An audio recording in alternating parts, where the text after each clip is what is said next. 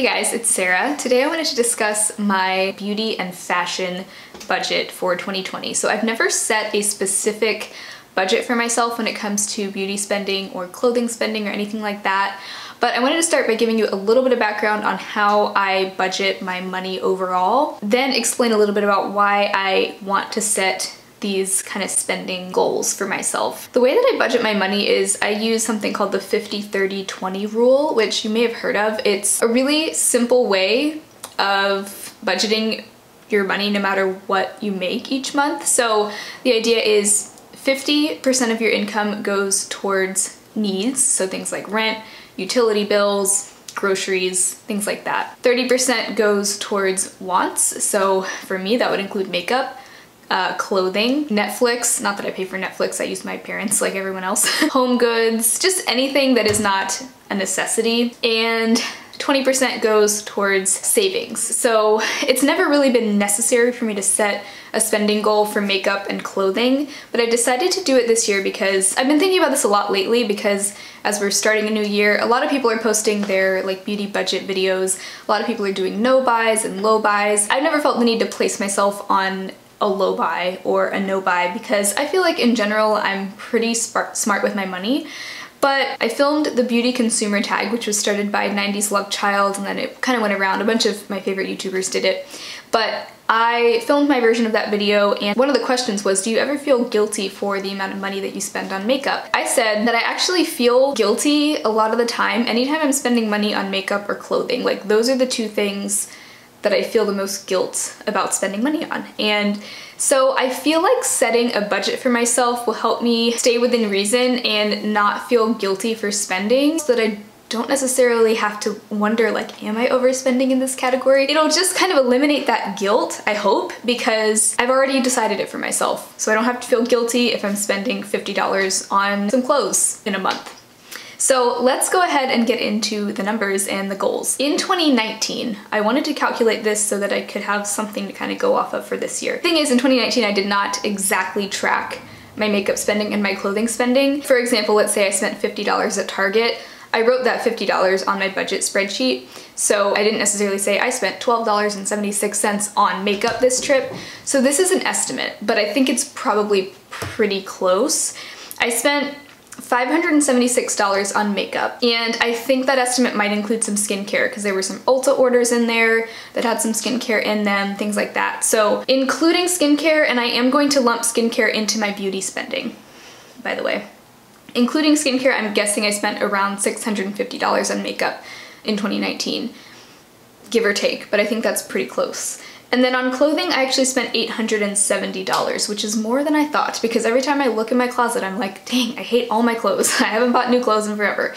I guess that's not true, because I spent $870 on clothes last year, which I do most of my clothing shopping at thrift stores and things like that, so I don't think I spend a ton of money on clothes, but $870 does kind of sound like a lot to me. So I've decided that I want my spending limit, if you will, or my budget for 2020 between beauty and clothes, because I kind of think of those two things in the same category, but I am keeping them somewhat separate, is $1,800. That actually is a little bit more than what I spent on makeup and clothing combined in 2019, which is around $1,500, $1,520, somewhere around there. Which you might be saying, what? Like, usually these videos are about cutting back on your spending. I spent under $600 on makeup in 2019. And I'm okay with that number increasing a little bit in 2020, really because of my channel. I want to feel empowered to purchase a product for a video and not feel guilty about it if I feel like that video is going to provide a lot of value to you. So for example, last year I did a video comparing like 7 different cruelty-free sunscreens. I love putting those videos together. They seem to be really helpful to you guys, so I want to feel okay about purchasing those things as long as it fits into my budget.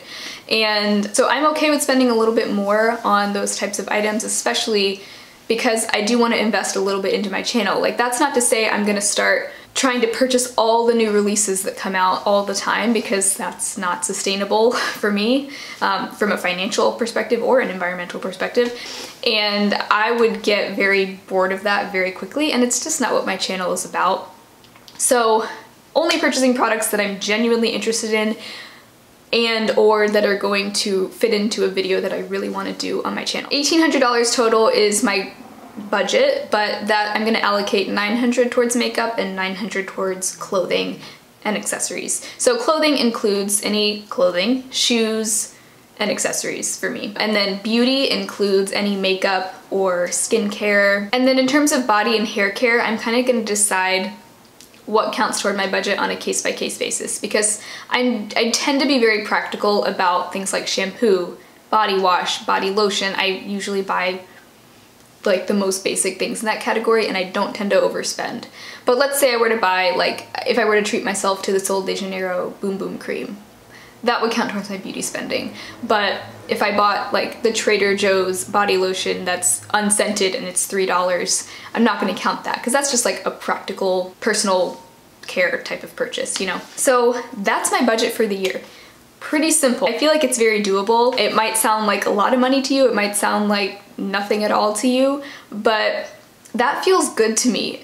It's a yearly budget, so I'm not really giving myself a monthly spending limit, because I'm afraid that if I do that, like let's say that would be $75 a month. Let's say I only spent $50 in a given month, I wouldn't want to feel pressured to spend more just so that I can get all the money that I've allotted to myself for makeup in that month, if that makes sense. Yeah, no monthly budget, it's just a yearly budget of $900 throughout the year. With that being said, I don't really want my monthly spending to exceed $75 a month either. And in 2019, it was right around $50 a month, so I think that should be doable.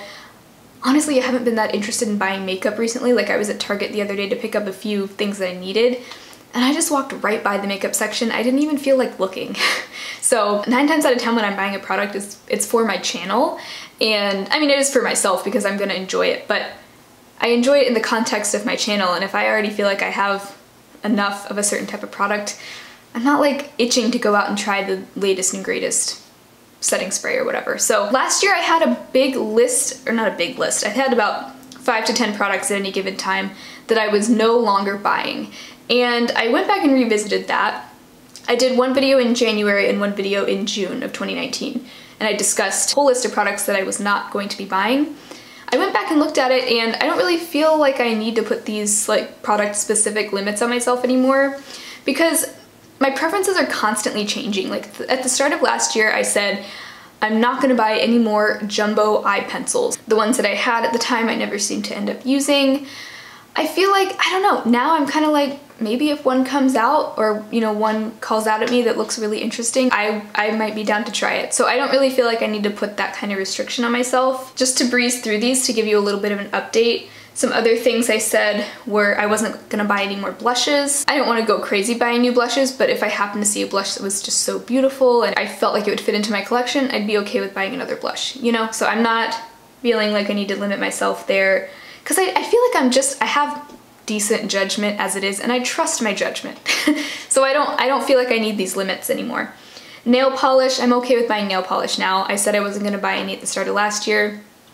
Have I bought very many nail polishes since then? No, I think I've maybe bought 3, but they were all colors that were very unique to my collection. Brow gel, I actually love brow gel now. I don't need any new ones right now, but once mine runs out, I probably will buy a new one. But you see what I'm saying? Like, my preferences change constantly, so I'm just gonna roll with it.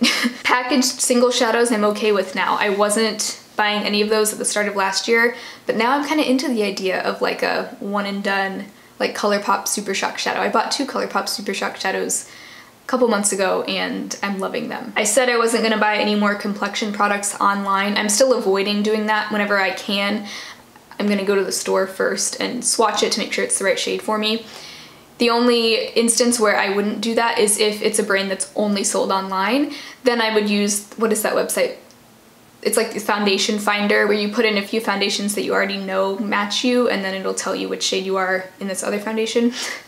So when I have to, I'll use that, but in general, I do still try to avoid doing that. Face wipes and cotton rounds, I'm still not buying either. I actually did buy some face wipes in a pinch because I forgot to bring my reusable ones with me on a trip, so you'll probably see like one more of those in my empties down the road, but otherwise, not really buying any of those anymore. And then face and lip scrubs I'm still not buying. I just don't think scrubs are necessary. They're kind of bad for your skin too, so still not buying those. One thing I'm adding to the list of things I'm not buying is brow pencils.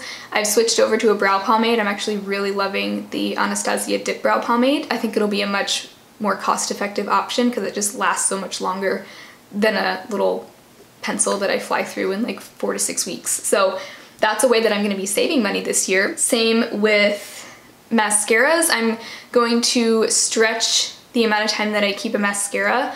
I used to follow the 3-month rule really strictly, and now I'm going to be willing to keep mascaras open for at least 6 months, or when they dry out, whichever comes first. Never had an issue when I've kept mascaras open longer than 3 months, and most mascaras say 6 months on the little label anyway, so I think that'll be fine. And they're never gone when I hit that 3-month mark. There's always like a ton of product left, so I'd rather not waste that product either. And then the final thing I'm not buying this year is skincare with fragrance in it. I am making it my goal to go completely fragrance-free with my skincare routine this year. I think my skin will thank me. Fragrance is just bad for your skin. It really is. Like, even natural fragrance, essential oils especially, they're irritating. Even if you don't think that you have sensitive skin. I didn't really realize until this past year that I kind of do have sensitive skin. I have very acne prone skin. I'm prone to those closed comedones, which can be agitated by things like fragrance. So no more fragrance in skincare. Any kind of skincare product that has fragrance in it, whether it's just the word fragrance or it's like natural fragrance oils or any of those like lavender oil, lemon peel oil, things like that that are literally fragrance, not gonna buy them. I'm not going fragrance-free with my makeup. I don't want to limit myself that much. My skincare spends a lot of time on my skin, even more time on my skin than my makeup does, so it'll still make a huge difference. I think that kind of wraps it up. Is there anything else I want to say?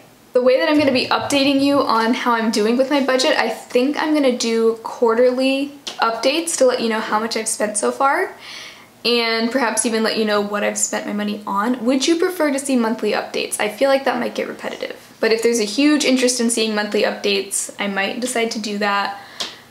But right now I'm thinking quarterly, and maybe even incorporating it into my makeup inventory videos would be good, although then there's the fashion part that doesn't really fit in there. So we'll figure it out as we go. I'm excited to have these numbers written down, and I'm keeping a spreadsheet where I'm actually tracking every single makeup and fashion purchase. I'm still keeping my general budget spreadsheet, but this year I'm actually keeping track of every dollar that I spend specifically on makeup. So I'm excited to finally have an accurate number to be able to look at, because in the past it's been just a rough estimate. I hope you enjoyed this video. I hope it was helpful in some way. We're all so different. A lot of you watching this probably don't have YouTube channels, so the way that you think about makeup might be very different from the way that I have to consider all my purchases, so keep that in mind. But I really would like to know, what kind of budgets are you keeping this year, if any, and how did you decide what your budget would be? I'd love to know. I hope you have a great rest of your day. Thank you so much for watching. I'd love to have you subscribe and make sure you hit the thumbs up if you enjoyed, and I will talk to you very soon in my next video. Bye.